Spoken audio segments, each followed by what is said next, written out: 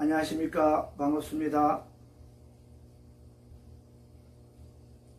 오늘은 여러분들과 함께 죽음에 대한 이야기, 죽음에 대하여 생각을 해보는 시간을 갖고자 합니다.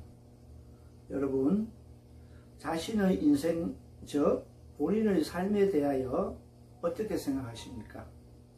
인간은 아무리 잘 먹고 잘 살아도 언젠가 한 번은 죽을 수밖에 없습니다. 우리가 삶을 어떻게 살아가느냐에 따라서 죽음에 대한 이해가 분명히 달라집니다. 또한 죽음을 어떻게 보느냐에 따라 삶의 자세 또한 달라집니다.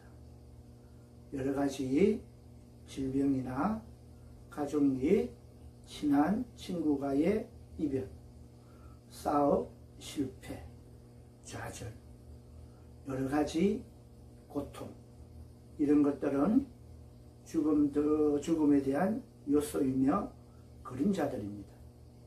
이런 죽음의 그림자를 만날 때 인간은 산다는 것은 무엇인지, 왜 사는지를 묻게 됩니다. 인간에 대한 관심과 죽음에 대한 관심을 함께 생각해보는 시간을 갖고자 합니다. 죽음이라고 하면 누구나 다 별로 생각하고 싶지는 않을 것입니다.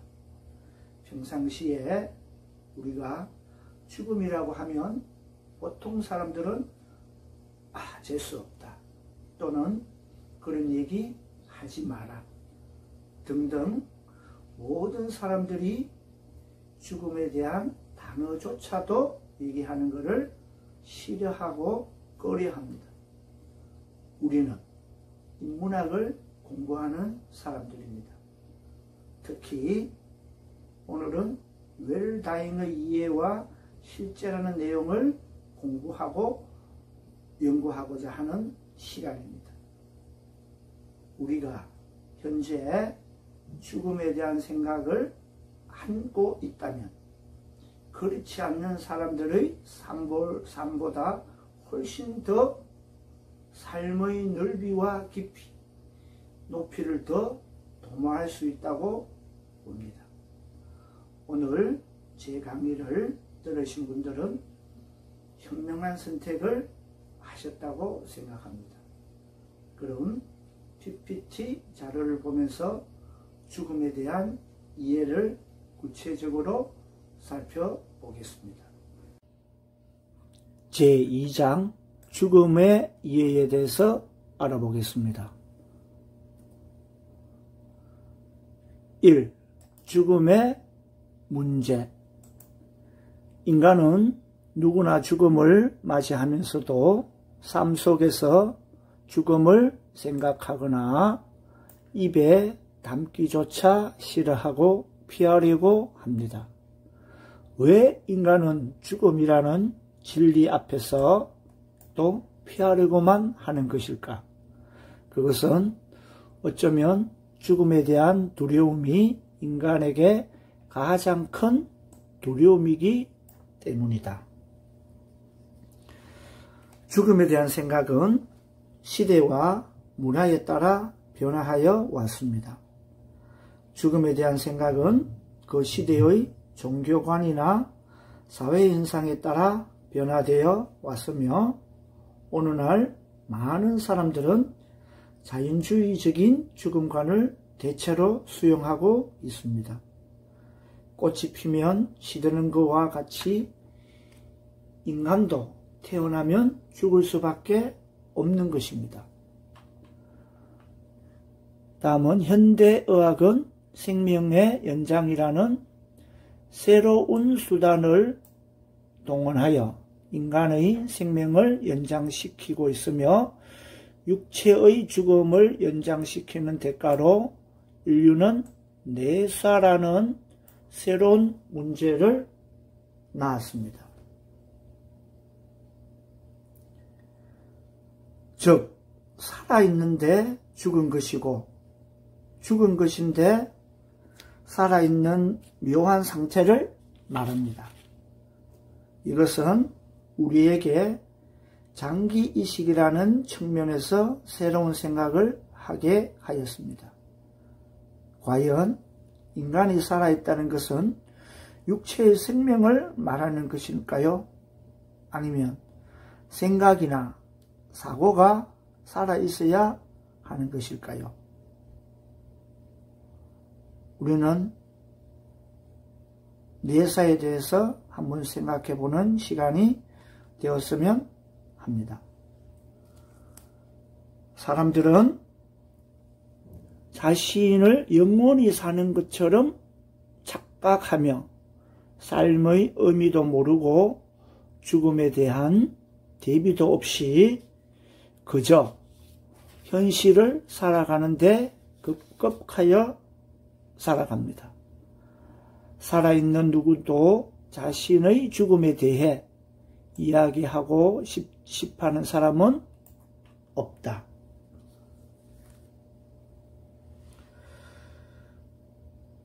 우리는 응급실에 한번 가보면 생각이 달라질 것입니다.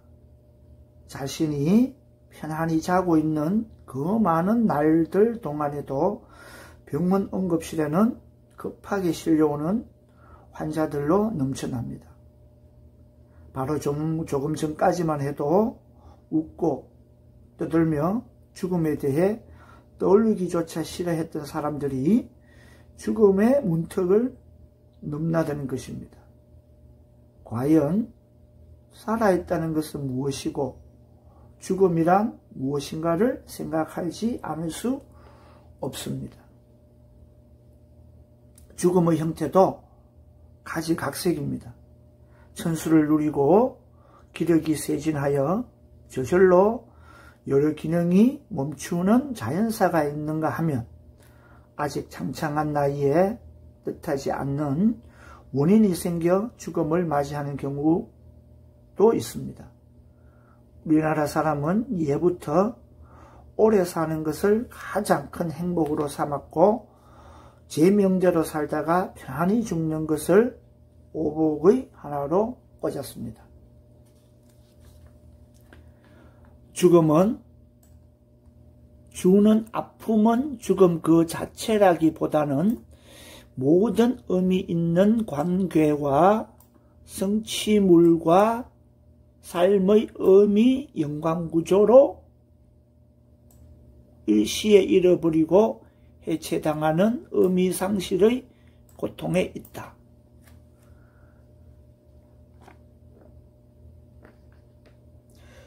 즉 사랑하는 사람들과의 이별의 아픔, 혼신의 힘을 쏟았던 일로부터 단절되고 쌓아온 모든 생의 업적으로부터 분리되는 아픔입니다. 죽음의 아픔은 곧 근원적 소외가 주는 아픔이고 고통입니다.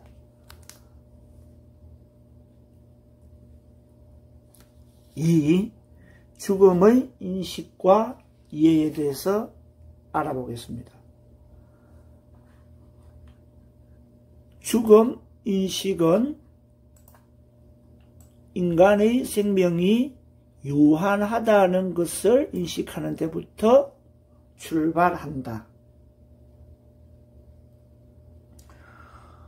우리는 모든 것은 생멸하는 존재입니다. 모양이 있는 것은 반드시 소멸하게 되어 있습니다. 태어난다는 것은 언젠가는 반드시 사라지는 것이 우주의 법칙입니다. 이것을 실제적으로 인식하는 삶이 바로 죽음 인식의 출발입니다. 죽음 인식은 자신이 영원한 생명인 듯 착각하는 무지를 깨는 데에 있습니다. 다음은 죽음 인식을 통해 인간의 유한성을 알아차릴 때 삶의 가치는 더욱 소중해지고 자신도 더욱 소중한 존재로 인식하게 되어 있다. 만약 인간이 영원불멸의 존재라면 세상은 지금 같지는 않을 것입니다. 삶이란 그저 행위하는 것일 뿐 그 가치는 형편없어지게 됩니다. 인간의 유한성은 비록 죽음이라는 피하고 싶은 현실에 맞닥뜨리게 되지만 실제로 삶의 소중함을 제대로 인식하는 출발점이 되는 것입니다. 즉 죽음은 예전과 같이 의사가 판정하는 전유물이 아닙니다. 죽음의 상태가 모호하게 되는 경우도 허다하기 때문입니다. 그것은 죽음을 육체와 정신의 두 분야로 나누어 판단할 때 의사나 법률가나 성직자, 보호자 등 집단적 판단이 동원되어지는 것입니다. 인간의 죽음은 육체적 죽음과 정신적 죽음을 모두 말해야 되기 때문이다. 이러한 문제는 안락사 등과 존엄사 같은 새로운 죽음의 법률적 개념을 탄생시켰다. 자, 그럼 먼저 안락사에 대해서 알아보겠습니다. 안락사는 치료가 불가능한 환자의 감내하기 힘든 고통을 덜어주기 위한 목적으로 환자 본인 이외의 사람이 환자에게 죽음을 초래할 수 있는 물질을 투여하는 등의 인위적 적극적인 방법으로 자연적인 사망 과정, 즉 자연사입니다. 자연적인 사망 과정 시기보다 앞서서 환자를 사망에 이르게 하는 행위를 안락사라고 합니다. 그럼 존엄사란 무엇인가? 인간으로서의 품위와 가치를 지키면서 죽을 수 있도록 허용하는 것입니다. 즉 회복할 수 없음에도 돈을 들인다든지 오랜 시간 가운데 고통이나 통증에 시달리는 것, 어차피 회복될 수 없다면 이런 고통스러운 상황들을 피하고 스스로 죽음을 선택하는 것이 존엄사입니다. 다음은 현대사회는 무기의 발달로 대량 살상이 가능해졌고 지진이나 쓰나미로 많은 사람들이 생명을 잃기도 합니다. 자동차의 증가로 교통사고로 인한 죽음도 늘어나고 있으며 우울증이나 정신질환을 만들어 자살로 인한 사망도 증가하고 있습니다. 의학의 발달은 생명을 끊임없이 연장시켜 노령화 사회와 저출산 문제를 만들기도 합니다. 다음은 현실에 있어 죽음의 이해는 아주 무지에 가깝다. 자신의 노년에 이르면 자신의 죽음이 얼마나 존중받지 못하고 있는지 느끼게 된다. 죽음에 이르렀을 때 품위 있게 죽을 권리가 있다. 죽음 문화의 현실이 어떤지를 다시 한번 돌아볼 필요가 있다. 우리는 죽음 이후에도 매장 문화가 화장 문화로 바뀌고 납골당을 비롯한 수목장이 유행하고 있습니다. 또한 문화에 따라 세계 각국에는 다양한 장례 문화가 존재합니다. 그러한 모든 죽음에 관련된 일들을 누구도 자신의 일이라 생각하고 있지는 않습니다. 그러다 어느 날 죽음에 마주하게 되면 비로소 그러한 문제들에 대해 진지하게 생각하게 됩니다. 그것은 다른 세상의 문제가 아니라 현실에 사는 우리들의 문제임을 꼭 알아야 합니다.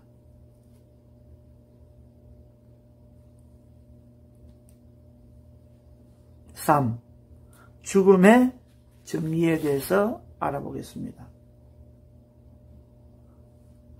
먼저 죽음이란 생명체의 모든 기능이 정지되어 원 형태로 회복될 수 없는 상태입니다.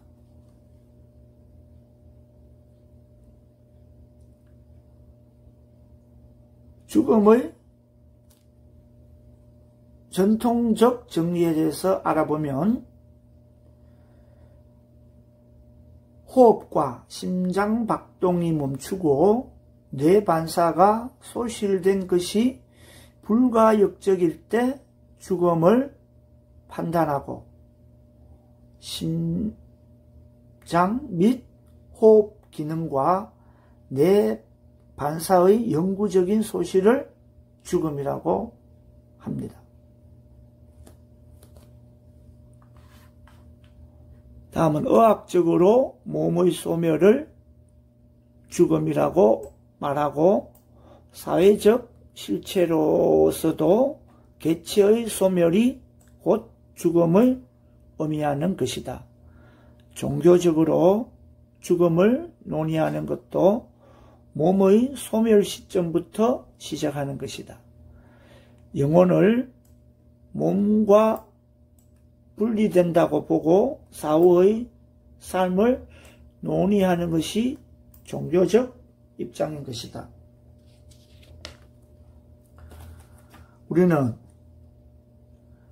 몸과 마음을 흔히 두 개로 나누어 봅시다.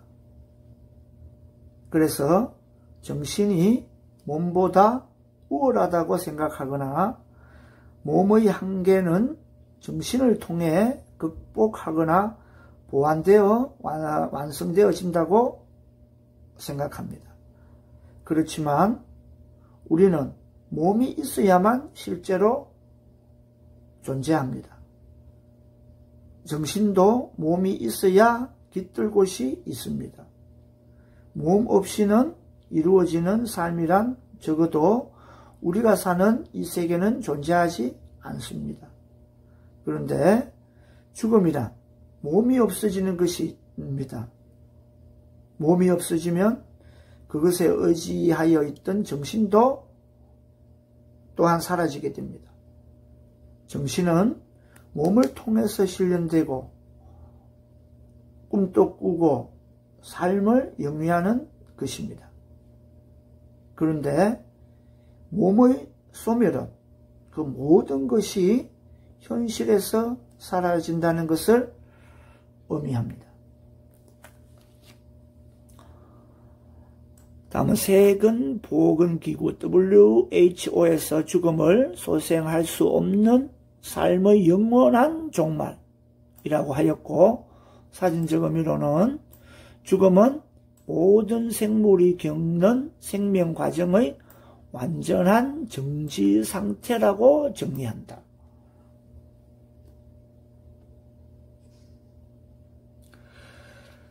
결국 죽음에 대한 공통적인 정리는 삶의 종말, 생명의 소멸이라고 볼 수 있습니다. 그러나 죽음이 곧 모든 것의 끝을 의미하는지에 대해서는 알 수는 없습니다.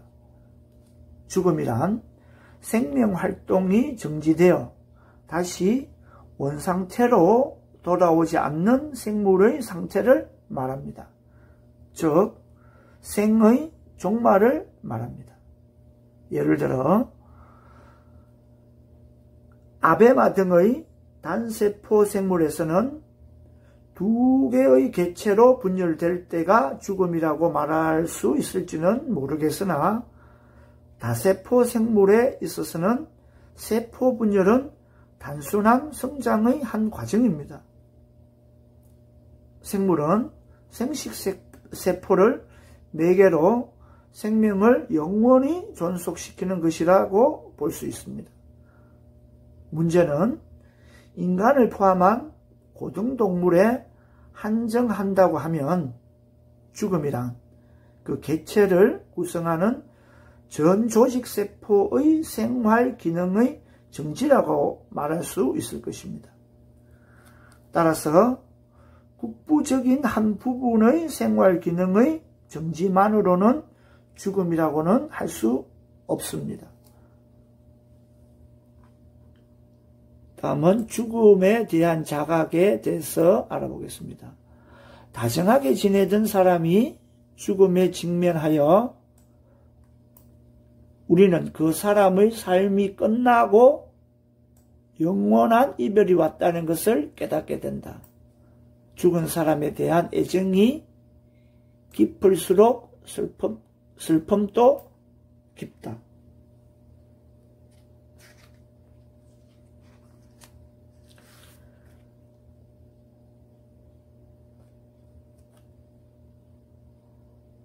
인간이란 제 아무리 발부둥 쳐도 죽음은 절대로 피할 수 없다는 사실입니다. 그러나 죽음이 언제 닥쳐올지 모르고 저승에 가서 돌아온 사람이 없으므로 죽음의 저편에 무엇이 있는지는 알 길이 없습니다. 그리하여 우리는 죽음의 불안을 느끼지 않을 수가 없는 것입니다. 다음은 죽음의 주체적 의미 부여에 대해서 알아보겠습니다. 우리는 자기의 죽음을 직접적으로 체험할 수는 없고 다른 사람의 죽음을 통해서 간접적으로 체험할 수 있다. 그리고 이 간접적 체험을 반성하고 고찰함으로써 죽음의 뜻을 이해할 수 있다. 현대의 실존 철학이 다루고 있는 것은 바로 이와 같이 이해되고 있는 죽음의 뜻일 것입니다. 현대인에 있어서 생생한 죽음의 공포가 사라지고 현실의 삶을 어떻게 공부하고 즐겁게 충실히 보냈느냐 하는 쪽으로 중점이 옮겨진 것입니다.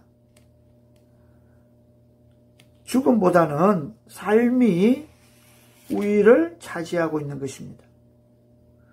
이것을 죽음에 대한 문제의 포기라는 의견도 있고 죽음의 문제에 대한 새로운 하나의 해결이라고 보는 견해도 있습니다. 자, 우리는 일상생활에서 남의 죽음을 빈번하게 접할 것입니다. 하지만 죽음을 머지않아 자신이 경험해야 할 일로서 진지하게 다룰 수 있는 기회는 별로 많지 않을 것 같습니다. 죽음에 대하여 생각해 봄으로써 누구나 겪게 될 죽음이라는 사건에 대한 이해도 넓히고 지금의 삶을 어떻게 살아야 할지, 장차 그 일을 어떻게 맞이하여야 할지에 대하여도 생각해보는 계기를 마련하면 좋겠습니다. 4번 죽음의 종류에 대해서 알아보겠습니다. 먼저 병사에 대해서 알아보겠습니다. 병사를 자연사라고 합니다. 자연스러운 죽음을 말합니다. 노안이나 질병이 해당됩니다. 다음 자살, 스스로의 의지에 의한 죽음입니다. 음독, 자살 등이 있습니다. 타살, 타인의 고의 또는 과실에 의한 죽음입니다. 살인사건 등이 있겠지요. 사고사, 예기치 않은 우연한 죽음입니다. 교통사고나 여러 종류의 재해, 실족사 등이 해당됩니다. 다음은 고독사. 요즘 혼자 사는 사람들이 많아서 아주 고독사가 유행이지요. 자, 뜻은 혼자 살던 사람이 사망 후 한동안 방치되었다가 발견된 죽음입니다. 사회적 관계가 단절된 상태에서 고독사가 많이 발생합니다. 다음은 안락사. 환자의 고통을 줄이기 위해 인위적인 방법으로 죽음에 이르게 하는 행위를 말합니다. 자, 다음은 마지막으로 존엄사. 임종 단계에 있는 환자가 생명을 연장하는 연명 치료를 중단하고 자연적 죽음을 맞이하는 것입니다. 우리나라는 국회에서 2016년 1월 8일 날 제정이 되어 존엄사가 조엄사를 허용하는 연명의료결정법이 2018년 2월 4일 날 시행을 되었습니다. 그래서 우리나라는 존엄사를 허용하고 있습니다. 5번 죽음에 대한 표현입니다.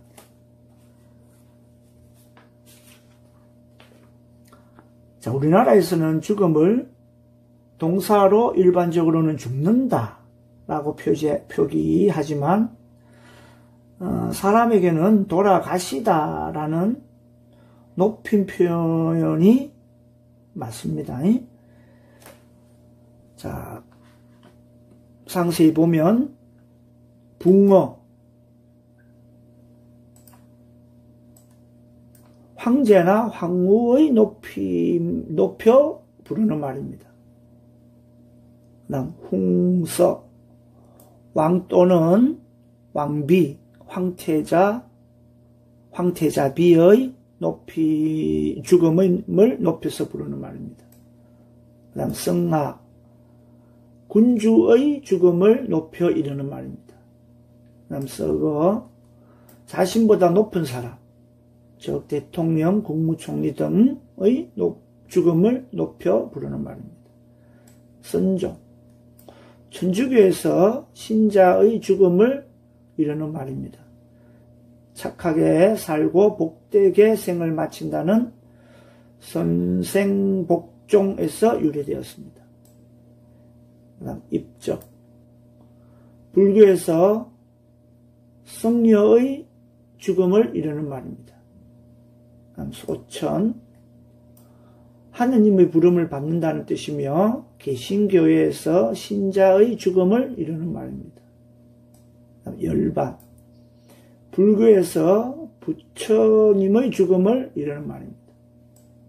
순국, 나라를 위하여 목숨을 바친 사람들의 죽음을 높여서 부르는 말입니다. 순교, 자신의 종교를 위해 목숨을 바친 사람들의 죽음을 높여 부르는 말입니다. 순직, 자신의 직책을 다하여 목숨을 바친 사람들의 죽음을 높여 부르는 말입니다. 임종, 자신의 가족 등의 죽음을 높여 부르는 말입니다. 작고라고도 합니다. 별세, 일반적으로 죽음을 높여 부르는 말입니다.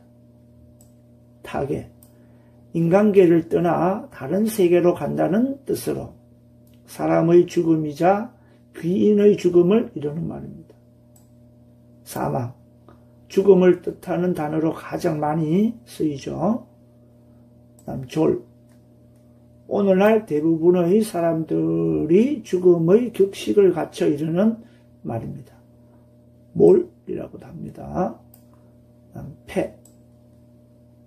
꼬꾸라져 죽다는 뜻입니다. 다음 전사.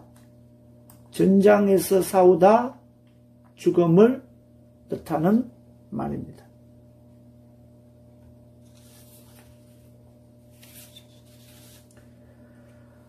우리가 죽음이 발생했을 때 죽음을 어떻게 수용하고 처리하는가?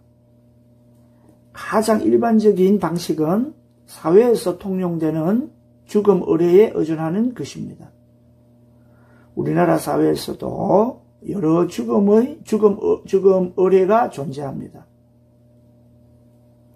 한국 사회의 전통적인 죽음 의례로 자리 잡는 유교 상장례를 비롯해서 49제와 같은 불교의 천도제가 있으며 근대 이후에는 그리스도교나 신종교에 의해 거행되는 죽음 의례도 있습니다.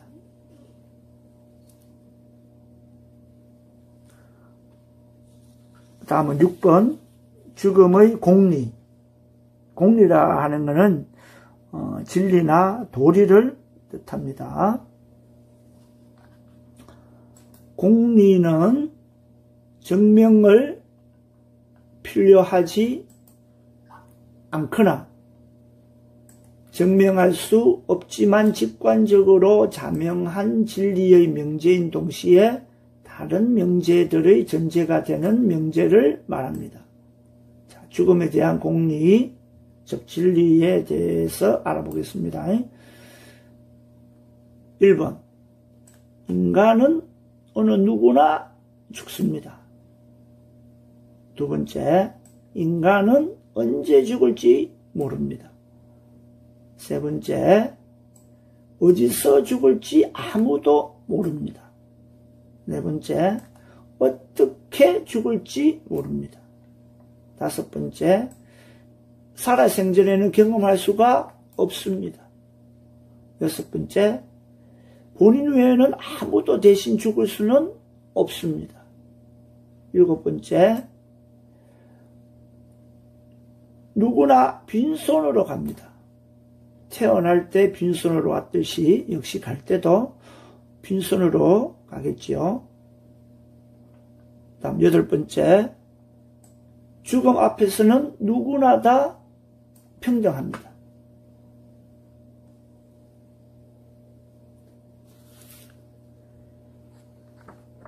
우리 인간은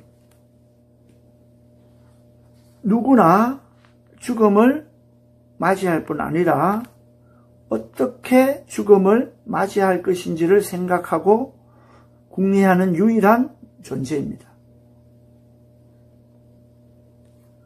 죽는다는 것은 정말 신중하게 이 단어를 사용해야 합니다. 건강하고 풍요로운 삶을 살다가 자연사할 수도 있지만 우리는 부득이하게 사고를 당하여 죽을 수도 있습니다.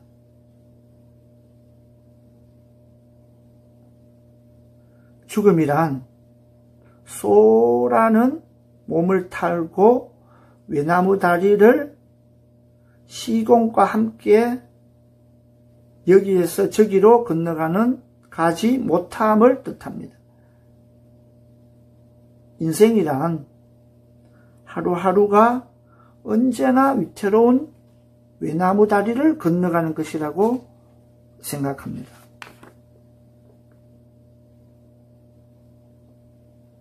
인간은 죽음을 향해 달려가지만 본인의 죽음을 스스로는 경험할 수가 없습니다. 타인의 죽음을 통하여지기도 언젠가는 죽는다는 것을 인지하면서 불안과 공포 속에서 죽음을 맞이할 수밖에 없습니다. 또한 죽음은 우리 인간이 통제할 수 없는 자연스러운 삶의 한 영역입니다. 하지만 의료기술의 놀라운 발전으로 인해 죽음은 인간이 이용 가능한 모든 자원을 총동원하여 싸워야 할 대상이 되었습니다. 우리는 생명을 연장시키기 위해서 심폐소생술이나 인공호흡기를 착용한다든지 영양을 공급한다든지 항암제를 투여한다든지 또는 혈액 투석 등의 합니다.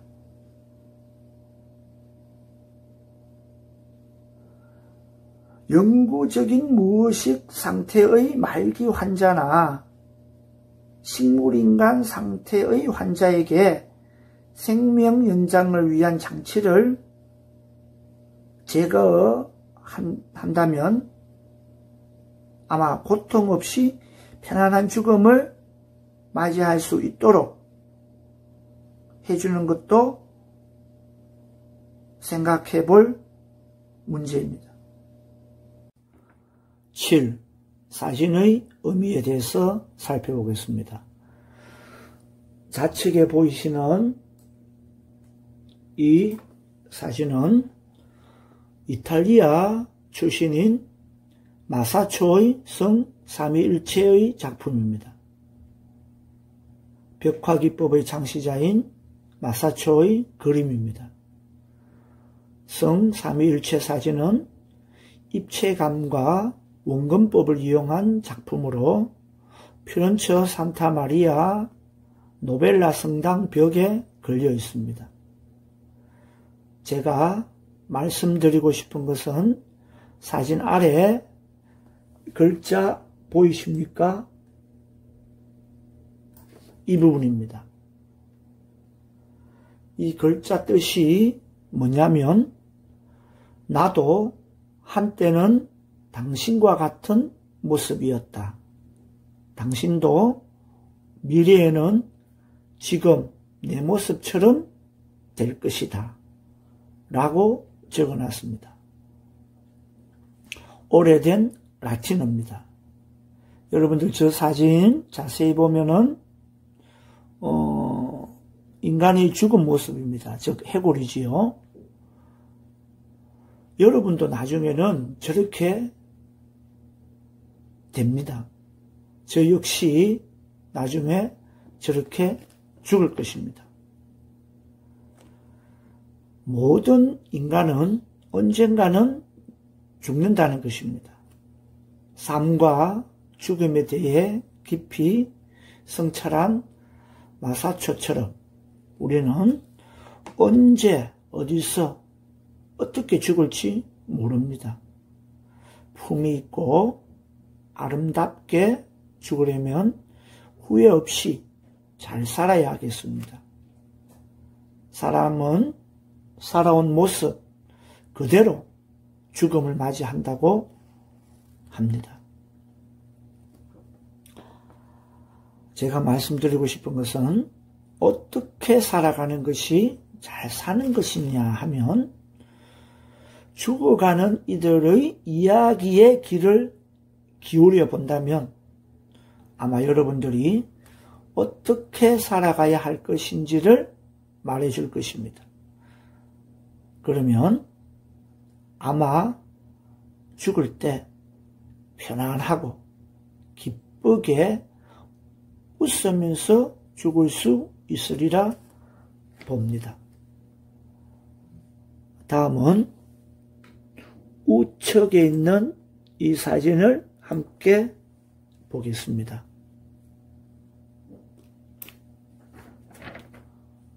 여러분들은 이 사진을 보면 무엇이 생각나십니까? 아마 각자 생각이 틀릴 것입니다. 저는 이 사진을 보면서 삶과 죽음이라는 단어가 생각납니다. 먼저 죽음의 의미를 말씀드리자면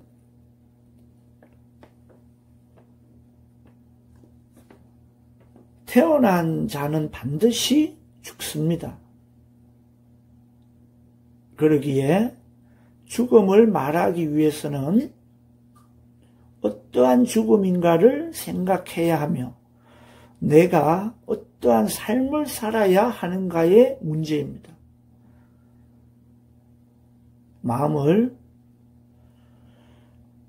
편안하고 고요히 하고 죽음을 받아들이는 자세가 필요하다고 말씀드리고 싶습니다.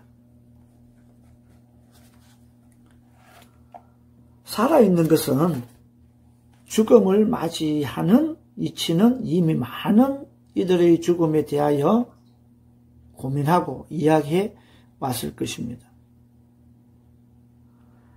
다양한 죽음의 논의는 이미 서양에서나 최근 우리나라에서도 많은 논의가 이루어지고 있습니다.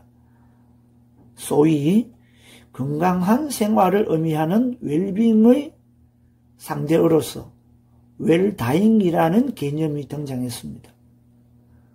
죽음에 대한 학회도 결성되어 바람직한 죽음에 대한 성찰이 우리들의 삶의 일부인 죽음을 직면하게 해주고 있어 매우 긍정적인 상황으로 생각합니다. 죽음은 삶을 전제하지 않고 이루어지는 것이 아니기 때문에 결국 삶을 말하지 않고 죽음만을 생각한다는 것은 무의미합니다. 의학적 죽음은 개체의 종말인 죽음만을 다루기에 총체적 삶의 완성으로서 죽음을 생각하지 못하게 됩니다.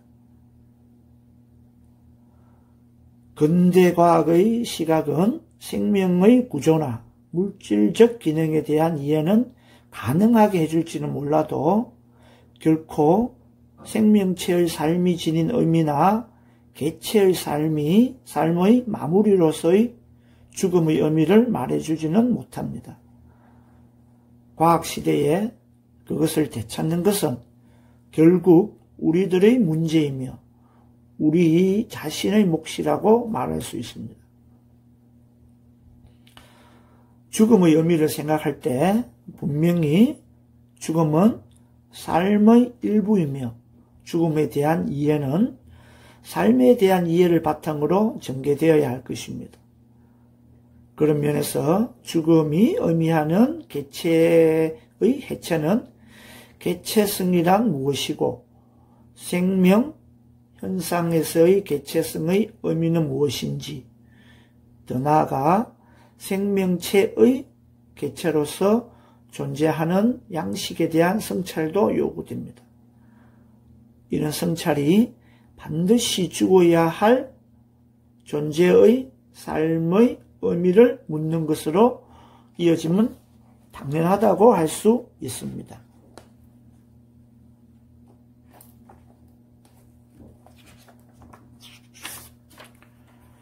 우리는 복잡한 현대사회의 삶에서 무조건 경쟁하고 이기고 생명과 생태계를 생산성 확보라는 측면에서만 바라보는 것만이 존중되는 신자유주의 사회에서 많은 젊은이들이 주변과의 관계에서 강박적이거나 또는 절망 내지 소외감을 겪게 됩니다.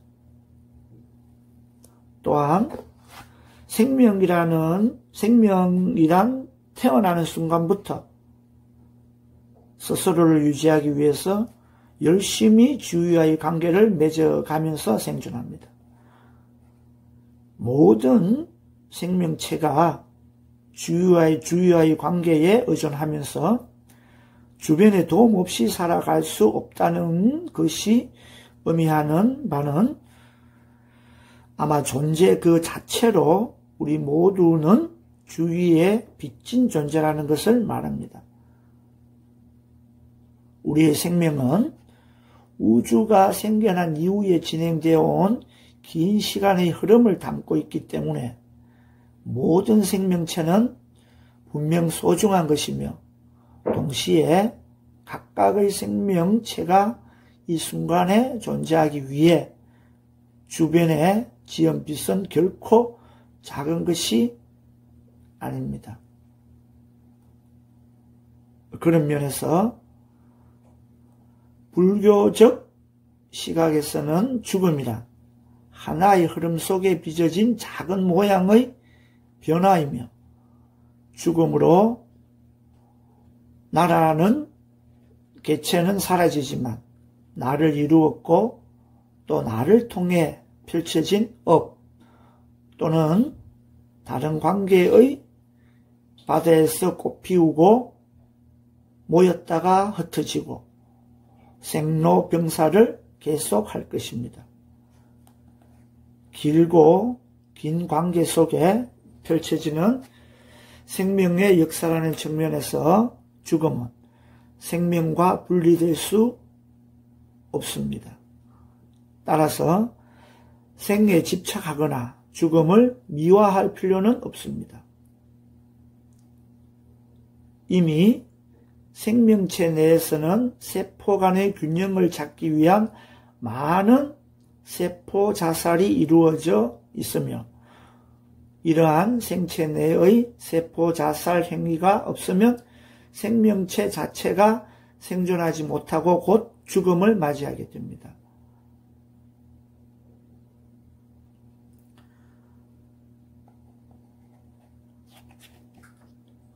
생존에 필요한 것은 그다지 많이 소유할 필요가 없습니다.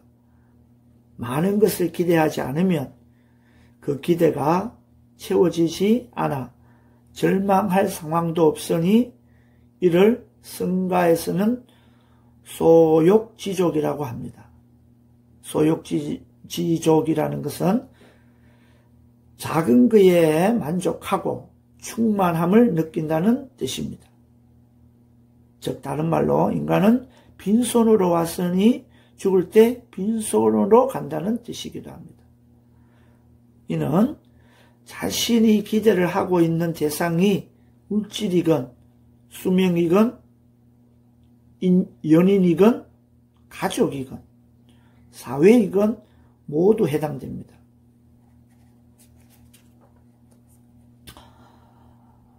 각종 건강보조제와 무리한 연명치료, 심지어 다른 동물의 장기까지 이용해서 죽음을 피하고자 하는 것은 생명 존중이 아닙니다.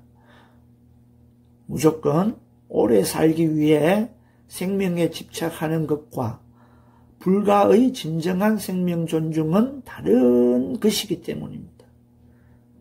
불가의 생명 존중은 단순한 죽음의 회피가 아니라 불필요한 고통에 대한 깊은 통찰과 연기실상에 따른 또 다른 표현입니다.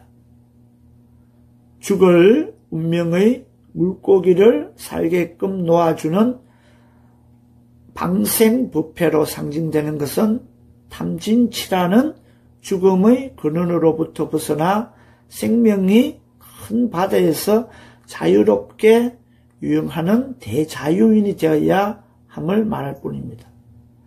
여기서 탐진치라 하는 것은 탐은 탐욕을 의미합니다. 다른 말로 탐애라고도 하지요. 진은 분노, 즉 진해라고도 합니다. 치는 어리석음을 말합니다. 우치라고도 하지요. 그래서 탐진치는 탐욕과 분노와 어리석음을 말합니다. 그런 면에서 생과 사, 즉 삶과 죽음을 한 조각의 구름이 피었다가 지는 것으로 보는 불교적 입장에서는 생을 집착하지도 죽음을 미워하지도 않습니다. 오직 고통 속에 있는 중생에 대한 무한한 자비심이 있을 뿐이며 언젠가는 죽음을 바라보고 맞이해야 하는 생명체로서 그 죽음을 잘 자기 본인의 삶의 일부로 따뜻하게 받아들이기 위해서는 우리는 평소 일상적인 삶의 현장에서 사랑하는 마음과 감사하다는 수행자적 마음으로 살아갈 때 가능합니다. 이러한 삶이 근대의학이 지닌 기계로적 생명관의 한계를 넘어서 근대과학 체계로서의 의학과 종교가 만나 우리 모두를 더욱 건강하게 해주는 길임을 믿어 의심치 않습니다.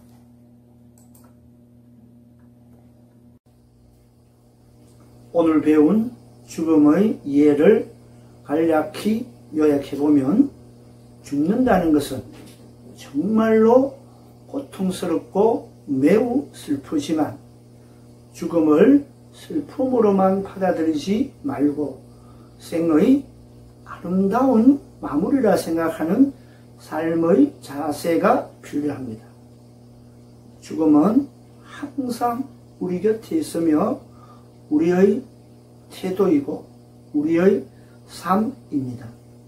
오늘 이 시간을 통하여 이 세상 모든 사람들이 고통 없이 편안하고 행복한 죽음을 맞이할 수 있도록 죽음에 대한 긍정적인 마음을 가지고 생활하고 현실에 충실하여 열심히 살아야 하겠습니다. 먼 훗날 나에게 죽음이 찾아온다면 기쁘고 아름다운 죽음을 맞이할 수 있는 시간이 되었으면 좋겠습니다. 오늘 제 강의를 경청해 주셔서 감사합니다.